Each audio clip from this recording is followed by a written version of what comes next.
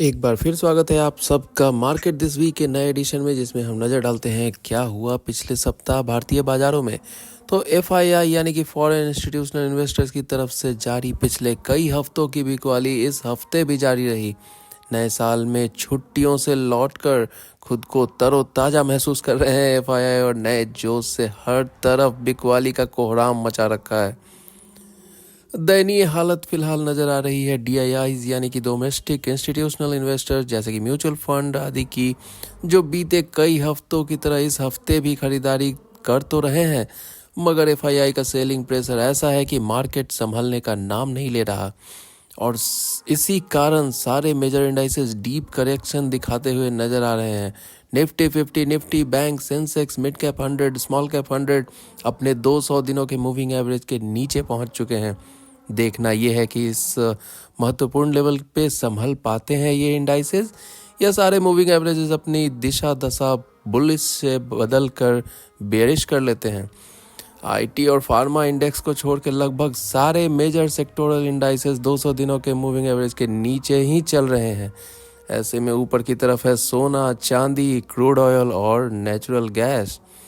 बाजारों में उठापटक के इस दौर में लॉन्ग टर्म निवेशकों से आशा की जाती है कि वो अपना एसआईपी का फ्लो बनाए रखें, क्योंकि अगर आपका गोल लॉन्ग टर्म है तो बाजार में आई इस गिरावट से आपकी एसआईपीज के इन कुछ महीनों में आपको देंगे कम कीमत में ज़्यादा म्यूचुअल फंड्स की यूनिट, जो कि आपके पोर्टफोलियो के लॉन्ग टर्म वैल्यू ग्रोथ में काफ़ी मददगार हो सकते हैं। और अगर आपको कुछ नए निवेश का सोचना है तो आपके सामने डिफरेंट म्यूचुअल फंड हाउसेस के कुछ न्यू फंड ऑफर्स यानी कि एनएफओ भी अवेलेबल हैं। टैक्स बचाने का सोच रहे हैं तो आप निवेश कर सकते हैं Bajaj ELSS tax saver fund में, जो कि खुला है 22 जनवरी तक, और मिनिमम निवेश मात्र 500 रुपये से किया जा सकता है।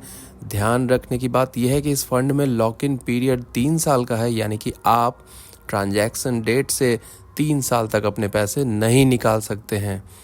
दूसरा एनएफओ है आईसीआईसीआई प्रूडेंशियल की तरफ से रूरल अपॉर्चुनिटीज़ फंड, जिसमें निवेश की मिनिमम राशि है 5000 रुपीज़, और ये एनएफओ ओपन है 23 जनवरी तक।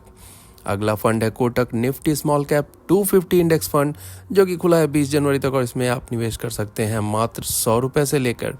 अब आते हैं मिराई एसेट म्यूचुअल फंड के स्मॉल कैप फंड पे, जो कि खुला है 24 जनवरी तक, और इसमें आप निवेश कर सकते हैं 5000 के मिनिमम अमाउंट से।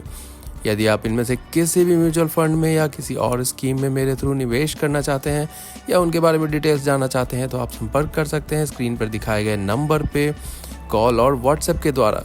और साथ ही आप एक छोटा सा फॉर्म भरकर हमें एक क्वेरी भी भेज सकते हैं, जिसका लिंक आपको इस पोस्ट के साथ ही मिल जाएगा।